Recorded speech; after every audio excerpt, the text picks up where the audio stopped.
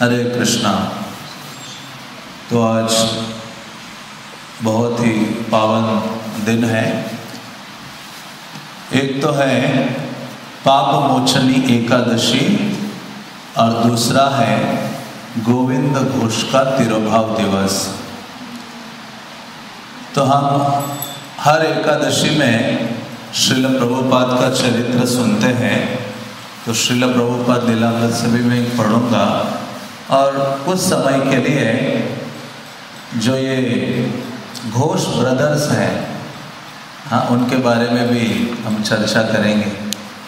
ये बहुत ही फेमस भाई रहे हैं चैतन्य महाप्रभु की लीला में। तो नारद मुनि से कृष्ण कहते हैं, यत्र गायन्ति मद भक्ता तत्र तिष्ठामि नारद, कि हे नारद, जहाँ जहाँ मेरे भक्त मेरी चर्चा करेंगे वहाँ वहाँ मैं निवास करता हूँ। लेकिन कई बार देखा गया है कृष्ण बहुत सारे वचन बोलते हैं, लेकिन कई बार भक्त उस पर भरोसा नहीं कर पाते हैं। भगवान ने कहा था कि महाभारत के युद्ध में मैं शस्त्र अस्त्र नहीं उठाऊंगा, लेकिन फिर भी उन्होंने क्या किया, उठा दिया। तो कृष्ण नारद को कहते हैं कि जहाँ मेरे भक्त गान करते हैं मेरी कथा का, वहाँ मैं निवास करता हूँ, वहाँ रहता हूँ। तो हो सकता है कि जब आप कृष्ण के बारे में चर्चा करोगे तो कृष्ण वहाँ रह सकते हैं या नहीं भी रह सकते हैं। लेकिन आदि पुराण में दूसरे एक स्थान में कृष्ण कहते हैं कि यदि कोई मेरे भक्त की चर्चा करता है तो वहाँ मैं क्या करता हूँ, निश्चित रूप से रहता हूँ। केवल रहता ही नहीं हूँ, बल्कि अपने भक्ता का जो चरित्र है उसको मैं पर्सनली सुनता हूँ। इसलिए श्रीमद् भागवतम कहता है, हाँ, भागवतम के तीसरे स्कंद में वर्णन आता है कि यदि कोई व्यक्ति कृष्ण के बारे में सुनने के लिए बहुत श्रम उठाता है, बल्कि वास्तव में एक भक्त को भगवान के बारे में सुनने के लिए बहुत श्रम उठाना चाहिए। श्रम उठाने का अर्थ क्या है कि श्रवण करने के लिए जितनी भी तपस्या करनी पड़े उन सब चीज़ों को करने का प्रयास करना चाहिए। लेकिन ये निश्चित करना चाहिए कि मुझे कृष्ण के बारे में सुनना है। तो भागवतम कहता है कि ऐसा कोई व्यक्ति बहुत श्रम करता है श्रवणम में कृष्ण के बारे में सुनने के लिए, और अपने गुरु से या भक्तों से श्रवण करता है, तो ऐसा श्रवण किया हुआ श्रम है, उसका अंतिम फल क्या है, उसको कृष्ण अपने भक्त के बारे में सुनने का मौका प्रदान करते हैं। ये उसका फल है कि कोई व्यक्ति लंबे समय तक कृष्ण की कथा सुनता है तो उसका फल क्या है, कृष्ण फिर उसको भक्त का चरित्र रिवील करना शुरू करते हैं। क्योंकि शास्त्र कहते हैं भगवान का कथा तो बहुत सरल है, लेकिन उनके भक्तों का जो चरित्र है जिसको जानना या समझना बहुत कठिन है। इसलिए भक्त के चरित्र की तुलना पुराणों में रत्न से की गई है कि भगवान ये जो भक्त चरित्र रूपी जो रत्न है वो किसी के भी हाथ में नहीं दे देते। जैसे मानो कोई रत्न हमारे पास है तो हम बच्चे के हाथ में थोड़ी देंगे, हाँ, वो पत्थर समझ के उसके साथ खेलने लगेगा। लेकिन कोई रिस्पॉन्सिबल व्यक्ति है उसके पास हम वो रत्न दे देते हैं। तो उसी प्रकार से भगवान भी अपने भक्त का जो चरित्र है सबको रिवील नहीं करते और सबके पास नहीं प्रदान करते।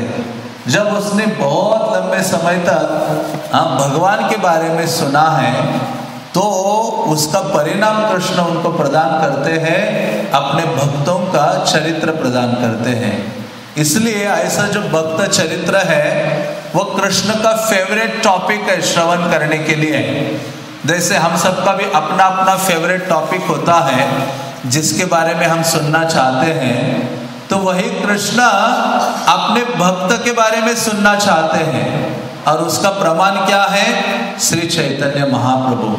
श्री चैतन्य महाप्रभु जब जगन्नाथपुरी में निवास कर रहे थे तो प्रतिदिन महाप्रभु ने कभी भी भागवतम क्लास मिस नहीं किया है। हम तो कितनी बार भागवतम क्लास मिस करते हैं, लेकिन चैतन्य महाप्रभु जगन्नाथपुरी में रहे तो प्रतिदिन, हाँ ये शब्द आता है चैतन्य चरितामृत और चैतन्य भागवत में कि प्रतिदिन प्रभु जाए, कि प्रतिदिन चैतन्य महाप्रभु जाते थे गदाधर पंडित के पास, और गदाधर पंडित के पास जाकर क्या सुनते थे? श्रीमद् भागवतम के जो मधुरतम वचन है उनको सुना करते थे। और वहां गदाधर जो साक्षात श्रीमती राधा रानी है, राधा रानी ही अपने बारे में बोलने लगे या राधा रानी कृष्ण के बारे में बोलने लगे तो कितना मधुरतम होगा। कृष्ण के बारे में सबसे अच्छा कौन जानता है? राधा रानी के अलावा। और राधा रानी के अलावा कृष्ण के बारे में सबसे अच्छा कौन बोल सकता है? क्योंकि ये देखा गया है व्यक्ति वही बोलता है जिसमें उसकी आसक्ति होती है। सर्वसाधारण आप चेक करोगे कि किसकी किसमें आसक्ति है तो व्यक्ति उन्हीं विषयों को दोहराता रहता है। हाँ, साधारण चर्चाओं में भी घुमा फिरा के व्यक्ति उसी बातों को ले आएगा जिसमें उसकी क्या होती है? आसक्ति होती है। मानो हमारी आसक्ति प्रसादम में है तो हम घुमा फिरा के कहाँ पहुंच जाएंगे? प्रसादम में पहुंच जाएंगे। एक भक्त थे, उन्होंने ब्रह्मचर्य आश्रम ज्वाइन किया और उनको कितने भी श्लोकास दो याद करने के लिए, कितने भी सॉन्ग्स दो याद करने के लिए उनसे कोई याद नहीं होता था। और जैसे ही ज्वाइन किया तब से उनको एक गीत याद हो गया था, भक्ति विनोद ठाकुर का, और वो कौन सा था? महाप्रसादे गोविंदे। तो मतलब वो जो भक्त है, जैसे ओम नमो भगवते वासुदेवाय शुरू होता है तो हम सोचते कि अभी कब खत्म होगा। हमारी मेंटालिटी को देखो कैसे शुद्ध होंगे। जैसे ही ओम नमो भगवते वासुदेवाय भागवतम की शुरुआत में उच्चारण होता है तो तुरंत एक कोने में थॉट आता है, अरे क्लास कब खत्म होगी। हाँ, ऐसी हमारी तीव्रता है श्रवण करने के लिए। तो वो भक्त, उसको ये जो पहले दो शब्द है महाप्रसादे गोविंदे, तो ये सुन के सारा शरीर उसका रोमांचित हो जाता था, हाँ, मानो पुलकित हो जाता था। और वो भक्त हमने खुद देखा, वो झाड़ू भी लगा रहा है, हाँ, सेवा कई प्रकार की कर रहा है। तो बाकी भक्त लोग हरे कृष्ण मंत्र गुनगुनाते थे या कोई वैष्णव गीत गुनगुनाता था, ये भक्त केवल एक ही प्रार्थना गुनगुनाता था, महाप्रसादे गोविंदे। तो उस प्रकार से हम देखते हैं कि जिसमें हमारी आसक्ति होती है उसी की हम चर्चा करते हैं। इवन भक्तों के समाज में भी देखा गया है। तो इसलिए अब आपको कहा जाए, एक भक्त थे प्रभुपाद के शिष्य राधा कुंड प्रभु, शायद वो किसी भी भक्त को पकड़ते थे और बोलते थे प्रभु जरा कृष्ण के बारे में बोलो। व्यक्ति भक्त लोग भी जो कृष्ण के भक्त है वो सोचते थे प्रभु सोचने दो, कृष्ण के बारे में बोलना है। मतलब आप कृष्णा के डिवोटी हो और आप कृष्ण के बारे में तुरंत नहीं बोल सकते। क्यों? क्योंकि आपके अंदर कृष्ण के लिए कोई आसक्ति नहीं है। एक प्रेमी और प्रेमिका है, उस प्रेमी को बोला जाए अपने प्रेमिका के बारे में बोलो, वो कहता है अभी क्या, मैं तो सपने में भी बोलता रहता हूँ। तो अटैचमेंट झलकती है आपके वाणी के द्वारा, हाँ, कि आप कितने आसक्त हो उस व्यक्ति के प्रति या स्थान के प्रति और उस विषय के प्रति, वो अपने वाणी से झलकती है। और प्रभुपाद कहते हैं मूर्ख का पता तब चलता है जब वो बोलना शुरू करता है। क्योंकि कई ऐसे साधु लोग हैं या कई ऐसे लोग हैं जो बाहरी रूप से अपने आप को बड़ा विद्वान दिखाते हैं, और ये प्रचलन है कि जो बड़े बड़े साधु महात्मा हैं वो कहते हैं हम मौन रखा हुआ है, क्योंकि उनके पास कृष्ण के बारे में बोलने के लिए कुछ नहीं है। प्रभुपाद कुरुक्षेत्र में गए थे, तो कुरुक्षेत्र में जब गए तो प्रभुपाद के शिष्य वहाँ ब्रह्म सरोवर के आसपास घूम रहे थे, स्नान कर रहे थे। तो वहां एक साधु को देखा जिसने एक लॉक अपने ओठों में लगाया हुआ था, लिटरली, या छेद किया था, और एक ताला लगाया था और चाबी भी रखी थी उसने कि मेरा बहुत बड़ा मौन व्रत है। तो प्रभुपाद कहते हैं, प्रभुपाद के पास भक्त आए कि प्रभुपाद वो कितने बड़े तपस्वी साधु महात्मा है, मौनी बाबा है, जो लंबे समय से मौन रखा हुआ है। मौन रखा ही नहीं बल्कि एक ताला उन्होंने यहाँ ठोका है, ताला लगाया हुआ है। प्रभुपाद कहते हैं ऐसे मूर्ख लोग हैं जो कृष्ण ने उनको ये मुख दिया है लेकिन उसका इस्तेमाल कृष्ण का गुणगान करने के लिए नहीं करते हैं। क्योंकि ऐसे लोगों की आसक्ति भगवान के प्रति नहीं है। वो बाह्य रूप से लोगों को दिखाना चाहते हैं कि हम कितने बड़े मौनी बाबा हैं, जिसके द्वारा वो केवल आदर सम्मान आदि चाहते हैं। तो प्रभुपाद ने पूछा कि वो कैसे फिर कम्युनिकेट करते हैं, आपस में व्यवहार कैसे करते हैं। तो प्रभुपाद के शिष्य ने कहा, प्रभुपाद एक कागज उनके पास दिया जाता है, नोटबुक, उनको कुछ चाहिए कुछ, तो वो सारी चीजें वो लिखता है और दूसरा भक्त फिर बोलता है, फिर ये साधु लिखता है। प्रभुपाद ने कहा वो मूर्ख तो बोल ही रहा है ना, अपने विचारों पर कहाँ उसका कंट्रोल है। उसने अपने ताले को तो लगाया है लेकिन जब उसको भूख लगती है तो वो शिष्यों को कहता है मेरा ताला क्या करो, जल्दी खोलो ताकि मैं कुछ भोजन ग्रहण कर सकता हूँ। तो प्रभुपाद कहते हैं कि ऐसे लोग हैं जिनकी कृष्ण में कोई आसक्ति नहीं है। तो जब मूर्ख लोग, मूर्ख का पता तब चलता है जब वो बोलना शुरू करता है। तो ये जो राधा कुंड प्रबोध है वो वृंदावन या कई जगहों में कोई भी डिवोटी मिला इस्कॉन का, वो ढूंढते रहते थे और उसकी ऐसे कंधा पकड़ के कहते थे, प्रभु मुझे ना कृष्ण के बारे में बोलो। वो भक्त बोल नहीं पाता था। तो उन्होंने कहा कि कितना दुर्दैव है कि जो कृष्णा के डिवोटीज हैं वही कृष्ण के बारे में नहीं बोल पा रहे हैं, और कृष्ण के बारे में तो अनलिमिटेड गुणों की गाथा है जिसकी कोई कमी नहीं है। कृष्ण के कार्यकलाप, कृष्ण का नाम रूप गुण लीला धाम कितना अनंत है, लेकिन एक भक्त, हम भक्ति में आने के बाद भी हम कृष्ण के बारे में उचित ढंग से जानने का प्रयास नहीं करते। और कैसे जान सकते हैं उचित ढंग से? श्रील प्रभुपाद के ग्रंथों को जब हम पढ़ते हैं। प्रभुपाद ने कहा कि मुझे सबसे बड़ा दुख होता है, प्रभुपाद बोलते थे ना, if you want to please me distribute my books, आप मुझे प्रसन्न करना चाहते हो तो मेरे किताबों का वितरण करो। लेकिन दूसरी चीज भी प्रभुपाद ने बोली है। क्या बोली है? If you want to know me read my books, आप मुझे जानना चाहते हो, आप मुझसे बात करना चाहते हो तो आप मेरे ग्रंथों का अध्ययन करो। कितने हम लोग हैं जो प्रभुपाद की किताबों को रोज चाहे 10 मिनट के लिए या आधा 1 घंटे के लिए पढ़ते हैं। तो आजकल इस्कॉन सोसाइटी में भी देखा जा रहा है कि डिवोटी बनने के बाद भी हम प्रभुपाद के ग्रंथों को पढ़ते नहीं हैं। तो ये बहुत सबसे ज्यादा दुख श्रील प्रभुपाद को होता है। प्रभुपाद कहते हैं मैं बोलने के लिए तैयार हूं, मैं आपसे बात करना चाहता हूं, लेकिन हमने प्रभुपाद का मुख क्या कर दिया है? बंद कर दिया है। और हम कहते हैं कि मैं प्रभुपाद का फॉलोवर हूं, प्रभुपाद का अनुयायी हूं। ये ग्रंथ क्या है? प्रभुपाद का माउथ है। क्या है? प्रभुपाद का मुख है। और इस मुख को प्रभुपाद ने अपने शिष्यों को एक बार बोला था, आप मुझे सदैव बोलते रखो। क्या करते रहो?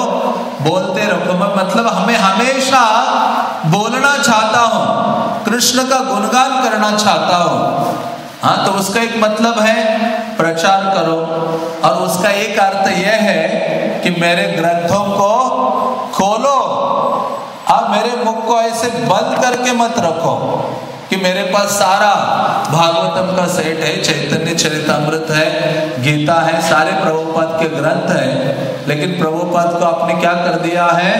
उनके मुख को बंद करके रखा है। मानो इससे पता चलता है कि हमारा कोई अफेक्शन नहीं है।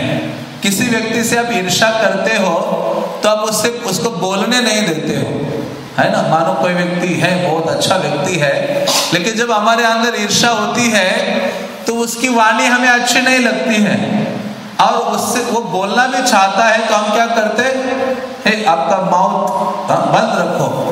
तो उसी प्रकार से इन वन सेंस कि श्रील प्रभुपाद बोलना चाहते हैं, हमने उनको इनवाइट किया अपने घर में, अपने रूम में, उनके ग्रंथों के माध्यम से, और प्रभुपाद को कह रहे प्रभुपाद बिल्कुल बोलना नहीं अभी यहाँ, अभी मुझे बातें करने दो।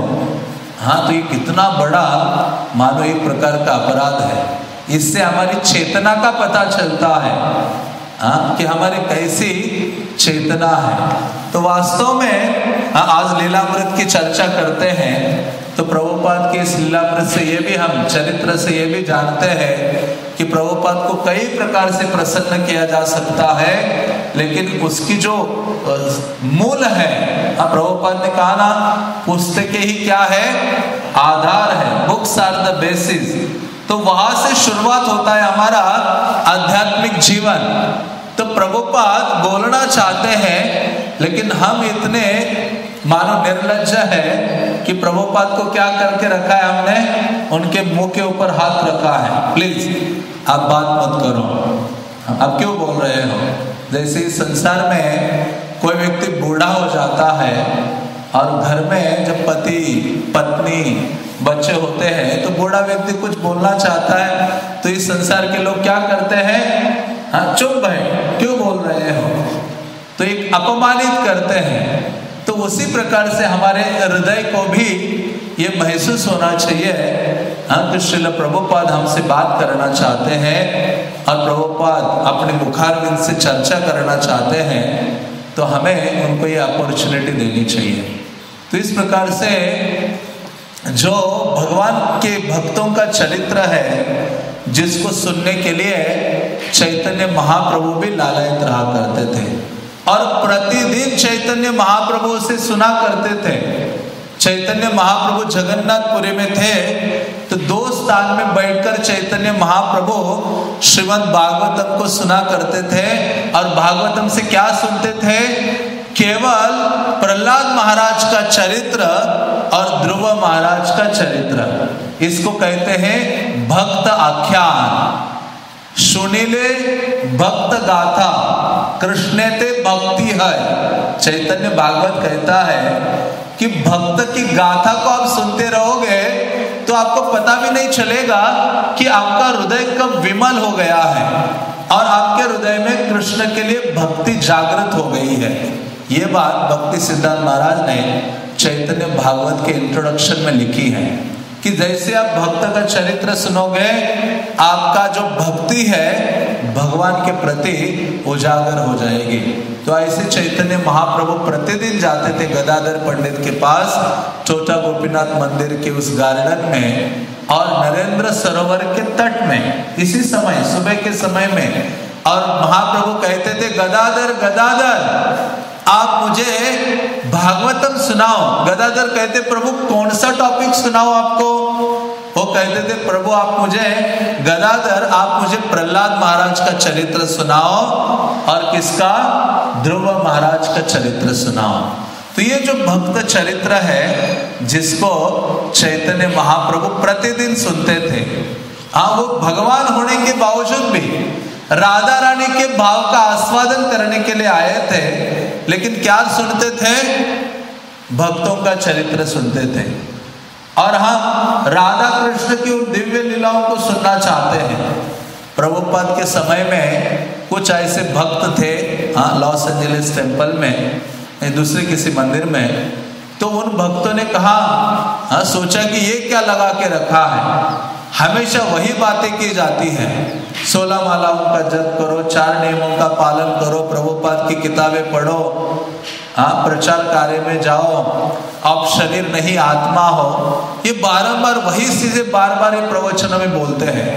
तो कुछ ऐसे भक्त थे जिन्होंने अपना एक ग्रुप बनाया और उस ग्रुप का नाम रखा गोपी भाव क्लब। क्या नाम रखा, गोपी भाव क्लब। तो प्रभुपाद भारत में थे, तो प्रभुपाद का लंबा टूर था, कई कंट्रीज में गए और जाते जाते उस टेम्पल में भी पहुंचे, शायद लॉस एंजलिस में ही। तो प्रभुपाद वहां रहे काफी दिन के लिए। प्रभुपाद के लिए बहुत ही सुंदर कमरा बनाया था भक्तों ने, 2-3 कमरे थे जिसका सेट बनाया था कि प्रभुपाद एक रूम में जप करेंगे, एक रूम में विश्राम करेंगे, एक रूम में भक्तों से मिलेंगे। हाँ, तो इस प्रकार की व्यवस्था थी। तो एक भक्त ने प्रभुपाद को कहा, प्रभुपाद कुछ ऐसे भक्त है जो उन्होंने अपना ग्रुप बनाया है अलग से छोटा सा, और उस ग्रुप का नाम रखा है गोपी भाव क्लब, और ये सारे गोपी और गोपियों की चर्चा करते हैं, और वृंदावन में गोपियों की जो कृष्ण के साथ लीलाएं हैं, क्रीड़ाएं हैं, उनकी चर्चा करते हैं और उसी को बार बार सुनते हैं, दोहराते हैं, और ये हरिनाम वगैरह में नहीं जाते, और राधा कुंड की चर्चा करते रहते हैं।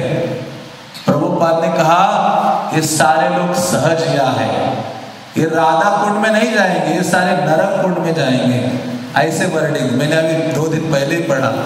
प्रभुपाद ने कहा ये लोग हरिनाम संकीर्तन में नहीं जाएंगे और राधा कुंड चिल्लाते रहेंगे, तो ये लोग क्या करेंगे, इस आंदोलन को नष्ट करेंगे। हाँ, प्रभुपाद ने ये बोला। प्रभुपाद ने कहा पहले ये जान लो हाँ कि आप ये शरीर नहीं हो।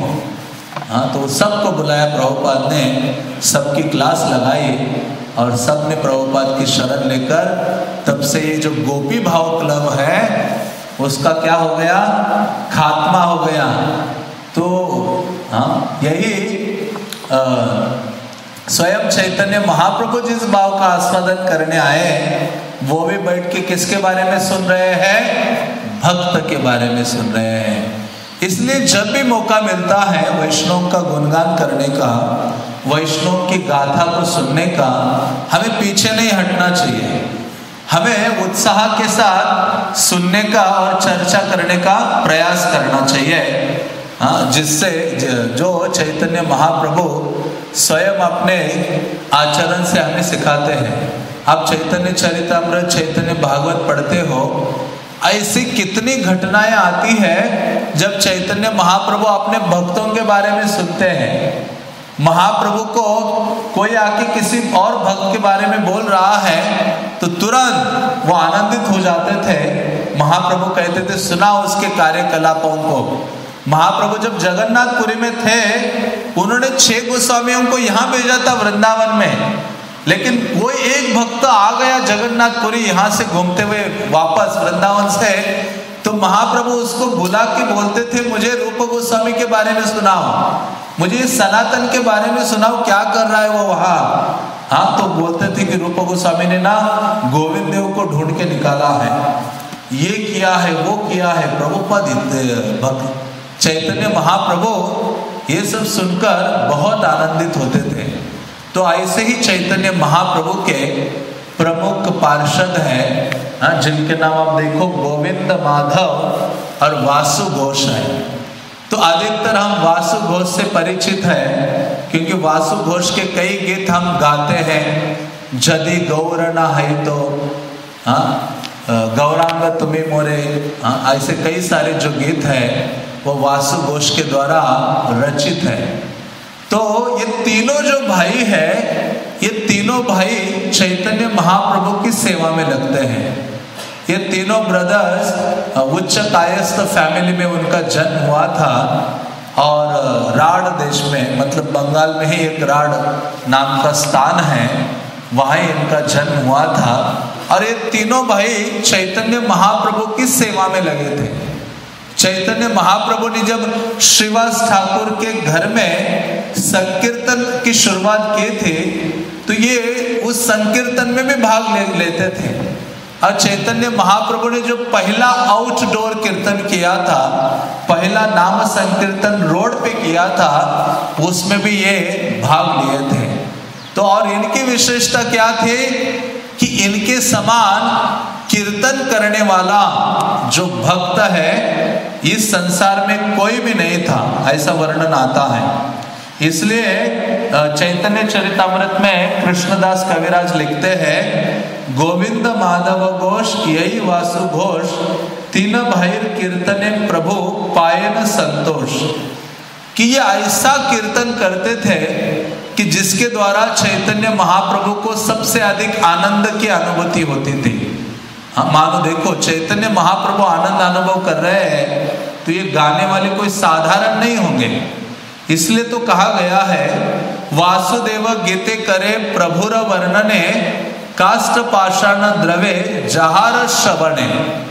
कि इनमें से जो वासुदेव घोष है, उनके गीतों को जब महाप्रभु सुनते थे वो आनंदित तो हो ही जाते थे, बल्कि इनका जो गान इतना मधुरतम था कि ये पत्थर या लकड़ भी इसको सुने तो वो भी पिघल जाता था। जैसे चैतन्य महाप्रभु ने नरोत्तम दास ठाकुर के बारे में बोला था। चैतन्य महाप्रभु ने कहा था कि मेरा एक ऐसा भक्त आएगा जिसका नाम नरोत्तम होगा। किसको बोला था? लोकनाथ गोस्वामी को बोला था। लोकनाथ गोस्वामी को नवद्वीप से यहाँ भेजना चाह रहे थे वृंदावन। तो उस समय लोकनाथ गोस्वामी को कहा कि तुम वृंदावन चले जाओ और मेरे लीला स्थलियों को खोज निकालो, क्योंकि वृंदावन मेरा हृदय है और मैं अपने हृदय की सेवा हे लोकनाथ गोस्वामी तुम्हें दे रहा हूं। तो धाम की सेवा टॉप मोस्ट सर्विस है जो चैतन्य महाप्रभु का हृदय है। तो ऐसे चैतन्य महाप्रभु लोकनाथ गोस्वामी को भेज रहे थे। भेजते भेजते उन्होंने एक भक्त के बारे में बोला कि नरोत्तम मेरे एक भक्त होंगे जो ऐसा कीर्तन करेंगे कि पाषाण और जो लकड़ है वो भी पिघल जाएंगे। तो तुम क्या करो, आगे चलकर नरोत्तम दास ठाकुर को दीक्षा प्रदान करो। तो उसी प्रकार से चैतन्य महाप्रभु की जो तीनों पार्षद है, ये तीनों जब गाते थे महाप्रभु आनंदित होते थे, बल्कि पत्थर भी पिघल जाते थे। तो ये साधारण नहीं है। इसलिए नरोत्तम दास ठाकुर कहते हैं, गौरांगेर संगी गने नित्य सिद्ध करी माने, सेई जाय ब्रजेंद्र सुतपाश। कोई व्यक्ति के हृदय में ये कन्विक्शन है कि चैतन्य महाप्रभु के भक्त साधारण नहीं है। चैतन्य महाप्रभु के भक्त नित्य सिद्ध डिवोटीज हैं, मतलब वो इटरनली लिबरेटेड सोल है।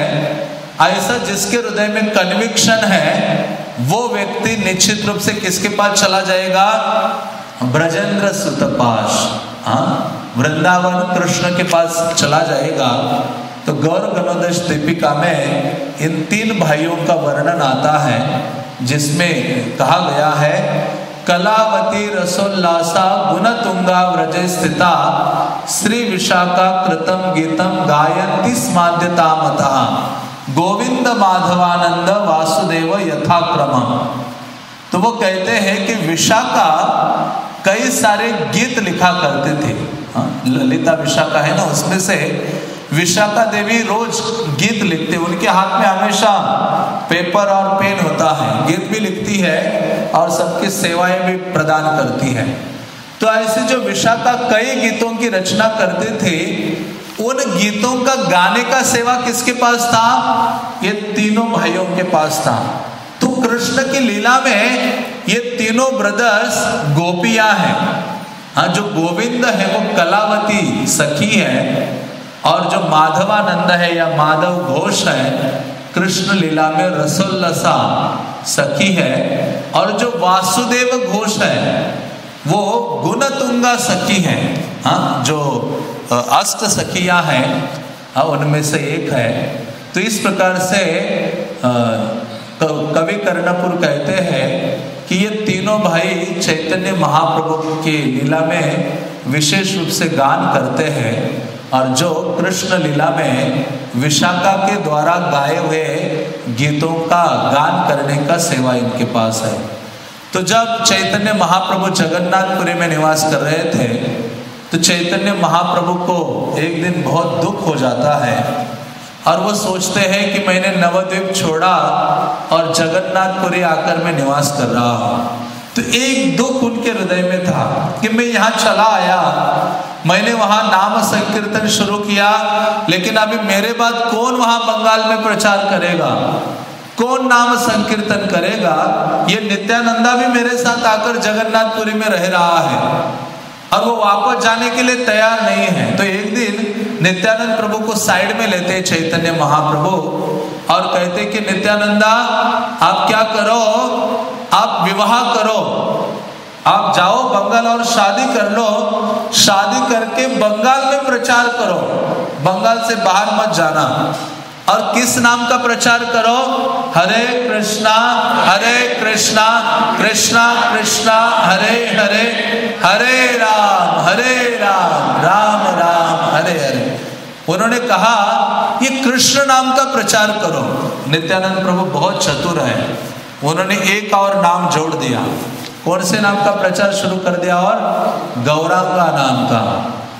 उन्होंने ये जो गौरांगा का कीर्तन जितना भी हम गाते हैं सुनते हैं, उसके जो नित्यानंद प्रभु ने इंट्रोड्यूस किया है।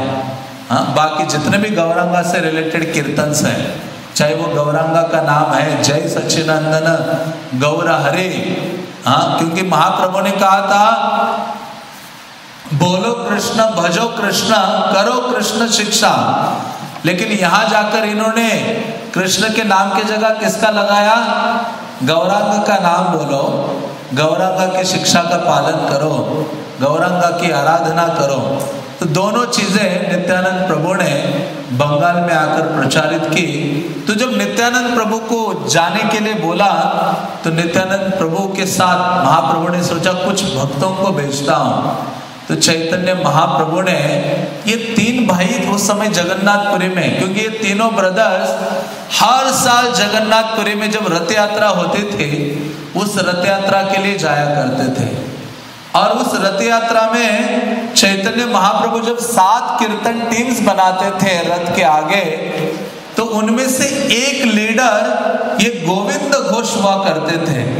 गोविंद घोष लीड करते थे एक पूरे टीम को।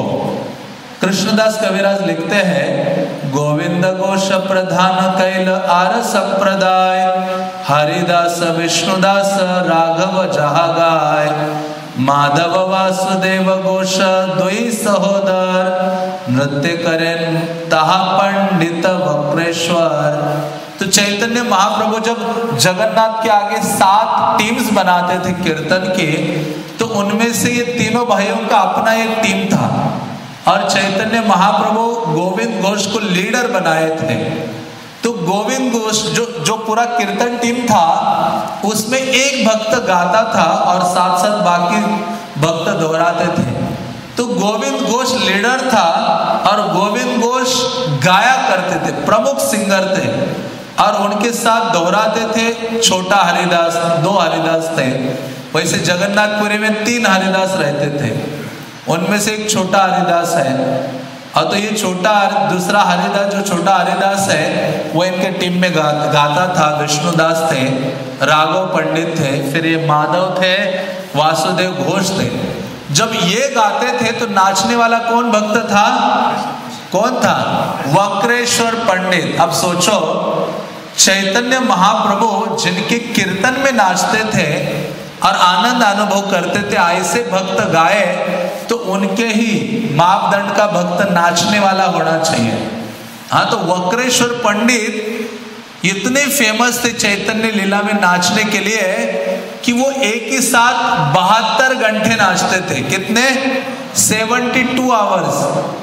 मतलब अभी डांस करना शुरू किया तो वो रुकेंगे सीधा 72 आवर्स के बाद। बीच में कोई गैप नहीं, कोई प्रसाद नहीं, कोई पानी नहीं, कोई चीज नहीं। 72 आवर्स कंटिन्यू नाचते थे। और चैतन्य महाप्रभु ने उनका एक बार नृत्य देखा वक्रेश्वर पंडित का, तो चैतन्य महाप्रभु कहने लगे, वक्रेश्वर तुम तो मेरे एक पंख हो। तुम क्या हो, मेरे एक पंख हो। तुम्हारे जैसा और एक भक्त मुझे मिल जाए ना, तो मैं हमेशा उड़ता रहूंगा, ऊपर ही रहूंगा। मतलब महाप्रभु चाहते थे ऐसे सॉलिड मुझे डिवोटीज हो। तो वैसे ही वक्रेश्वर पंडित उस कीर्तन में नाचा करते थे। तो ऐसे चैतन्य महाप्रभु के ये जो भक्त थे, जब नित्यानंद प्रभु को भेजा तो महाप्रभु ने इन दो भक्तों को भेजा, माधव घोष को भेजा और वासु घोष को भेजा। बंगाल में आए, उन्होंने बहुत कीर्तन का प्रचार किया, बहुत वैष्णव गीतों की रचना की और चैतन्य महाप्रभु के पास उनकी सेवा के लिए गोविंद घोष रह गए। तो महाप्रभु की लीला में कई गोविंद हैं। एक तो उनका पर्सनल सर्वेंट गोविंद था जो ईश्वरपुरी के शिष्य थे। तो ये दूसरे गोविंद भी थे, गोविंद घोष, जो महाप्रभु की वहां रह के सेवा करते थे और गोविंद को असिस्ट करते थे और दूसरा वहां रहकर वो कीर्तन किया करते थे। तो चैतन्य महाप्रभु ने जब नित्यानंद प्रभु को भेजा था, तो नित्यानंद प्रभु जब बंगाल आए थे और बंगाल में कहाँ आए थे, चैतन्य भागवत में वर्णन आता है, हे नमते नित्यानंद श्रेयानंद धाम आइले न गंगा तीरे पानी हटी ग्राम। कि नित्यानंद प्रभु भ्रमण करते करते पानीहाटी गांव में आए और वहां आकर राघव पंडित के घर में रहे। राघव पंडित ने उनका बहुत आदर सत्कार सम्मान किया और घर में जैसे पहुंचे, नित्यानंद प्रभु के हृदय में घर में घुसते ही एक इच्छा जागृत हो गई। कौन सी इच्छा? कि मुझे डांस करना है। ये नित्यानंद प्रभु, इसलिए उनको अवधूत कहा जाता है कि उनका कुछ भरोसा नहीं है कब उनको क्या चाहिए और कब क्या करेंगे। हाँ, तो ऐसे नित्यानंद प्रभु राघव पंडित के घर में पहुंचे तो उनके हृदय में नृत्य करने की इच्छा हो गई, डांस करने की इच्छा हो गई। तो राघव पंडित कहते, गाएगा कौन अभी? जैसे हम सब लोग गाना चाहते ना, माइक लेना चाहते, हम कोई पीछे गाना नहीं चाहता, हम सब कहाँ गाना चाहते हैं? माइक में गाना चाहते हैं। हाँ, वास्तव में आप चाहे माइक में गा लो या पीछे गा लो, आपकी मनोवृत्ति ठीक है तो कृष्ण उस कीर्तन को स्वीकारेंगे। जब आप माइक में गाओ, सोचोगे कि मैं लीड करूंगा माइक में और आपका पूरा ध्यान इस पे है कि मैं कितना अच्छा गा रहा हूँ, पीछे जितने लोग हैं उनको मैं इम्प्रेस करना चाहता हूँ, वो मेरे कीर्तन से नाच जाए, पूरे पसीने पसीने हो जाए, मेरे कीर्तन से प्रभावित हो जाए, तो ऐसा कीर्तन आपको नरक ले जाएगा, कृष्ण के चरणों में नहीं ले जाएगा। हाँ, जैसे एक मुर्गा था, एक गांव में एक मुर्गा था और वो मुर्गा रोज सुबह उठ के क्या देता था? क्या कहते हैं उसको? तान, बांग देता था, बहुत जोर से आवाज करता था। गांव में जब हम छोटे ही थे तो गांव में हम वो मुर्गे की आवाज से उठते थे कि अरे हमें 4:30 हो गए हैं या 5 बज गए हैं, 4 बज गए हैं। तो वैसे ही उस गांव में लोग अपने खेती के काम वगैरह करते थे। एक मुर्गा था जो सबसे हट्टा कट्टा, सबसे ब्यूटीफुल और सबसे अच्छा गाने में माहिर था, कीर्तन करने में माहिर था और पूरे गांव को पता था ये बेस्ट मुर्गा है। सब उसकी स्तुति करते थे, प्रशंसा करते थे। और तो एक दिन क्या हो गया, और उसको भी लगा आई एम समथिंग, मैं कुछ हूँ। माया देवी क्या करती है, आपको ये जचाती है कि प्रभु तुम भी कुछ हो इस मंदिर में, इस कम्युनिटी में तुम भी कुछ हो, तुम साधारण नहीं हो, तुम्हारा भी एक महत्वपूर्ण रोल है। जैसे माया देवी ऐसी कहे आपको जचाती है तो समझ लेना चाहिए कि अभी मेरे बुरे दिन आने वाले हैं, चेतना की कम से कम मेरी आध्यात्मिक चेतना गिरने वाली है। तो लेकिन उस गांव के बाहर कुछ सियार थे, जो सियार उनका ध्यान सियारों का किस पे था? इस बड़े वाले मुर्गे पर था जो गाया करता था। तो ये सियार कुछ ना कुछ बहाना ढूंढते थे गांव में आके कि अरे कैसे इस मुर्गे को पकड़ा जाए, खाया जाए, फिस्ट बनाई जाए। हाँ, तो एक दिन क्या हो गया, सभी लोग गए काम करने के लिए खेतों में। हाँ, सुबह अर्ली मॉर्निंग, और कुछ एक 2-4 सियार ऐसे घूम घूम के आ गए और इसको ना आदत लगी थी अपनी प्रशंसा सुनने की। और इसको थोड़ा गर्व भी था कि मैं बहुत अच्छा गायक हूँ, बहुत अच्छा कीर्तनिया हूँ। हाँ, तो वैसे इस मुर्गे को लगा कि मैं भी बहुत अच्छा कीर्तनिया हूँ, गायक हूँ, सुबह मेरे कारण सब उठते हैं। हाँ, भूल जाते हैं कि कृष्ण सारे कारणों के कारण है। कहते मैं कारण हूँ यहाँ, हाँ, मेरे कारण से सब यहाँ बैठे हैं। तो जैसे ही ये सियार आए वहां, तो ये मुर्गे ने देखा अच्छा सियार लोग आए हैं, तो इसने थोड़ा सा ऊंचे जगह में कूद के ऊपर बैठ गया। इसका लगा ये सियार मुझे कुछ खा देंगे, मारेंगे। तो उसने, सियार कहते हम बहुत दूर से आए हैं, सियार भी गाने में दक्ष है। मायापुर आप गए हो, शाम के समय में सारे सियार इकट्ठा हो जाते हैं और वो क्या करते हैं, अपनी धुन छेड़ देते हैं। हम मायापुर में जो पहली बार जाता है ना, वो डर ही जाता है, ये आवाजें कहाँ से आ रही है। हाँ, बहुत ही भयावह आवाजें होती हैं। जैसे अंधकार होता है या सुबह आप मंगल आरती निकलते हो तो वो बहुत जोर जोर से चिल्लाते हैं। तो जो पहली बार मायापुर जाता है उसको डर ही लगा रहता है। तो ये सियार आए और उन्होंने कहा हम तो बहुत दूर से आए हैं और हमने आपका नाम बहुत सुना है कि आप बहुत अच्छा कीर्तन करते हो, हाँ, और आप बहुत अच्छा गाते हो, थोड़ा सा गा के सुनाओ हमें। तो उन्होंने कहा मैं अभी नहीं गाऊंगा। तो फिर भी बहुत प्रशंसा किया। जब कोई प्रशंसा करता है तो व्यक्ति और गान करता है। हाँ, तो इसने तो सोचा मैं अभी गाना शुरू करता हूँ, लेकिन सियार ने कहा आप बहुत ऊंचे हो, बहुत ऊंचे हो ना, ठीक से सुनाई नहीं देगा। आप क्या करो, थोड़ा सा नजदीक आ जाओ, थोड़ा सा डिस्टेंस ज्यादा मत रखो, थोड़ा नजदीक, तो हम पूरा आनंद उठाएंगे आपके सिंगिंग का। और उसको बहुत चढ़ा दिया कि कितने गांवों में हमने भ्रमण किया, कितने मुर्गों को देखा, लेकिन आपके जैसा मुर्गा नहीं देखा जो गाने में इतना दक्ष है, हट्टा कट्टा है, सुंदर है। और ऐसे कर करके उसको इतना चढ़ा दिया। उसने फिर किया ना, अपना गला ऊपर कर दिया और ये नजदीक थे सियार, और जैसे ही सारे गम शुरू कर ही रहा था, अपनी धुन छेड़ने वाला था मुर्गा, जोर से उसी क्षण सियारों ने क्या कर दिया, दबोच के पकड़ लिया। इसको चैतन्य चरितामृत में बोला गया है कि कृष्ण बोलिया जीव भोग वांछा करे, निकटस्थ माया तारे झापटिया धरे। इसको कहते झापटिया धरे। अब भोग वांछा मीन्स क्या, भोग वांछा के कई प्रकार है। इंद्रियों के माध्यम से, जैसे हम लोग स्थूल इंद्रिय तृप्ति में भ्रमित हो जाते हैं।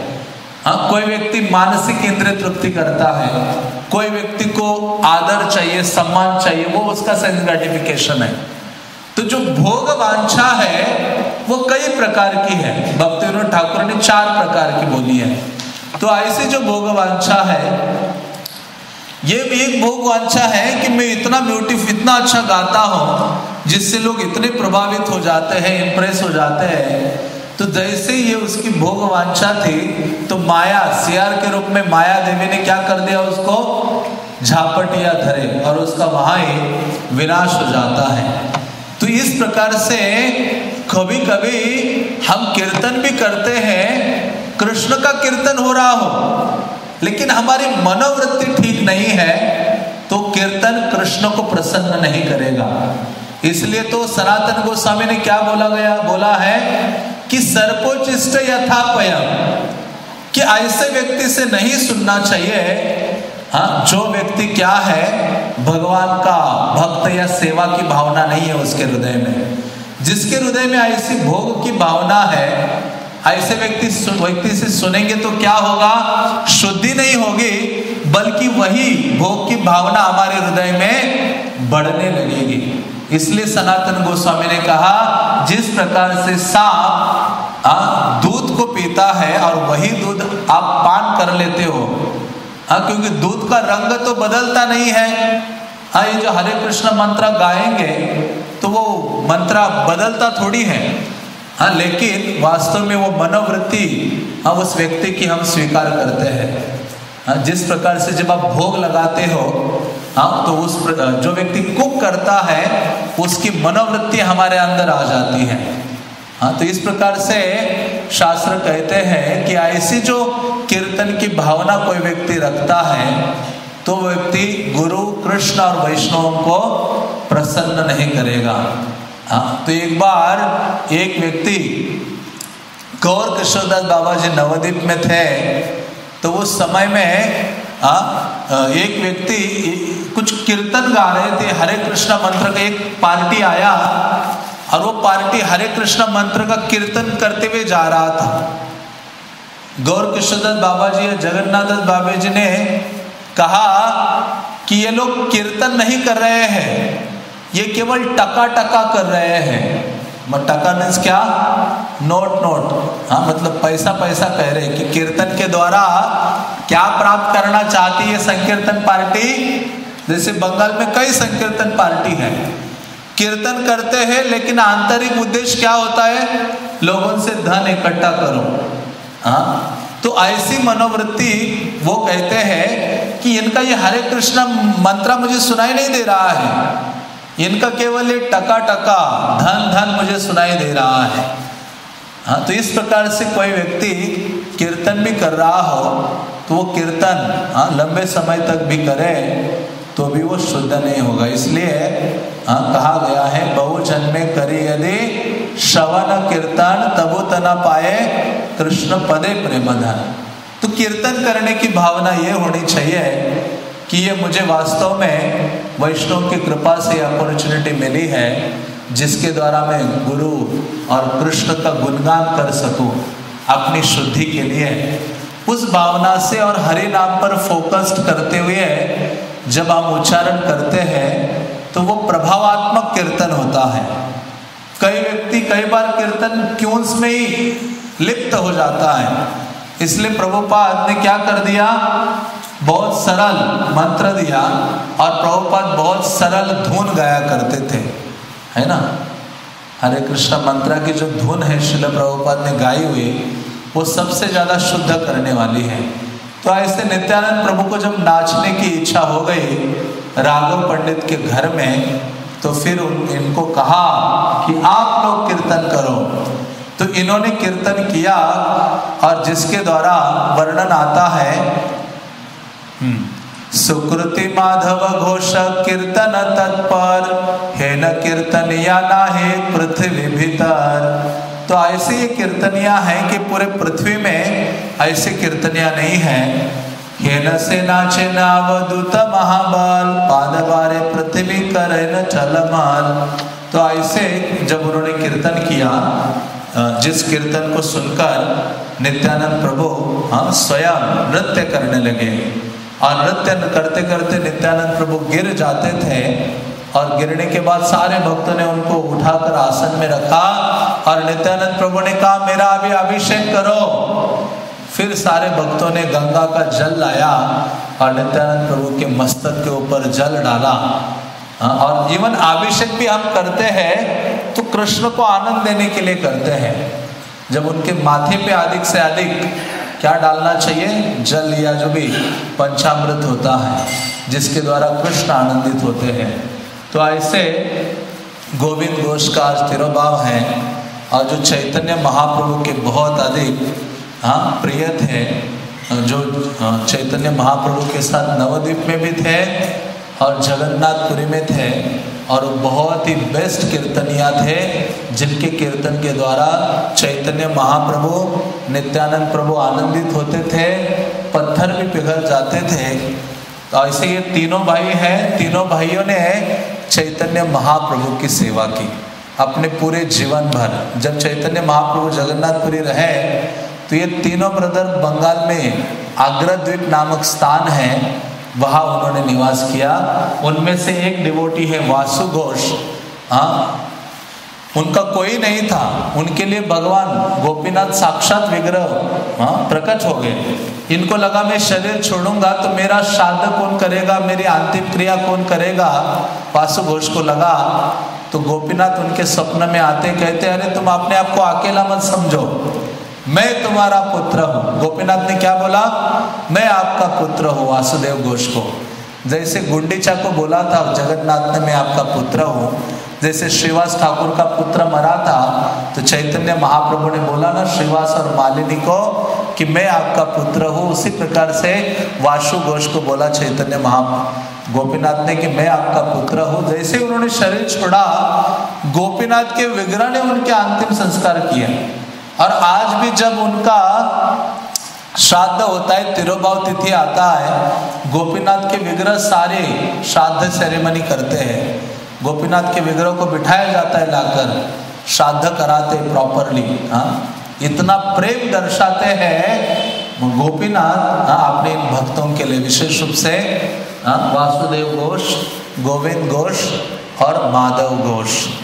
हरे कृष्णा कृष्णा कृष्णा हरे हरे, हरे राम राम राम हरे हरे। श्रील गोविंद घोष तिरुभाव तिथि महामहोत्सव के, पाप मोचनी एकादशी के, श्रील प्रभुपाद के, निताई गौर प्रेमानंदे।